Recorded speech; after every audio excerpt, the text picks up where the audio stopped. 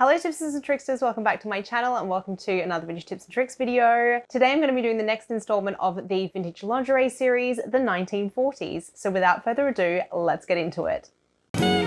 What have you got if you haven't got love?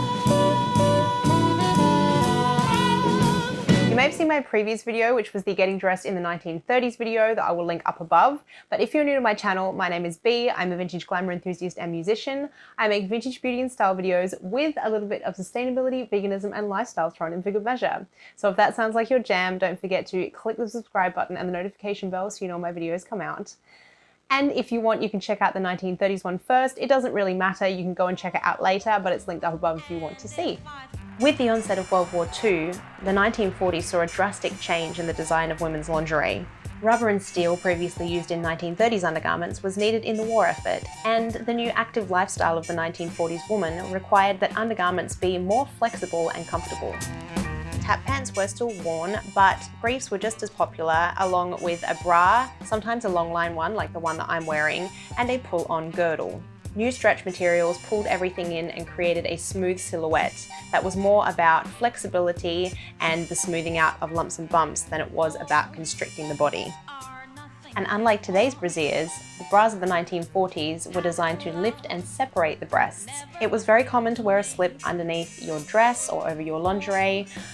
This was not always the case though, and I know people got annoyed with me in the 1930s one, but not everyone wore a slip in the 30s or in the 40s, and some of the lingerie was actually designed as a step-in so that your underwear was also kind of a slip in and of itself. But women also did just wear bras with their girdles with the dress over the top, and other times they might wear a half slip like a skirt. Fully fashioned stockings was still the only option, but now there were many ways to secure your stockings and hold them up. Of course, the traditional garter belt, suspender belt, girdle, but there was also now underwear or panties with the suspender clips attached, and also something called a waistlet, which was a bra that came all the way down to the hips and had the suspender clips hanging from them as well. In today's video, I've decided to show you two ways to put your stockings on. I've tried it standing up, which is the way that I prefer to do it. I just find it easier to keep my seam straight this way and check that everything's going okay, especially if I'm standing in front of a mirror. But you can also do it sitting down if you find this easier and bending and twisting while you're standing up is not comfortable. Both options work perfectly fine. I would always recommend checking your seams in a mirror though, because sometimes attaching them when sitting down means that the top gets twisted and your seams aren't straight, and they will shift during the day. In my searches for images of ladies in the 1940s putting on stockings, I of course came across many a pin-up shot for the gentlemen in the war. These were so fun and cute, nothing like a woman celebrating her sexuality, and there's something really nice about the fact that all these women are clothed, they're just showing their stockings off. I know there's a whole fetish scene with nylon stockings, but I just thought these pictures were absolutely gorgeous and I wanted to share them with you. And before anyone asks, the stockings I am wearing here are the fully fashioned ones available from What Katie Did. I will of course link them down below. I topped off my outfit with a simple white blouse. I'm going really casual today for a 40s look, just something that I actually wore out and about after I finished shooting. I paired it with a grey skirt that is actually 80s does 40s, but you know, it does the job. And of course, the one thing about all of these layers is getting everything straight underneath your skirt. There's nothing more glamorous than pulling your skirt up and pulling everything down underneath. Am I right, ladies?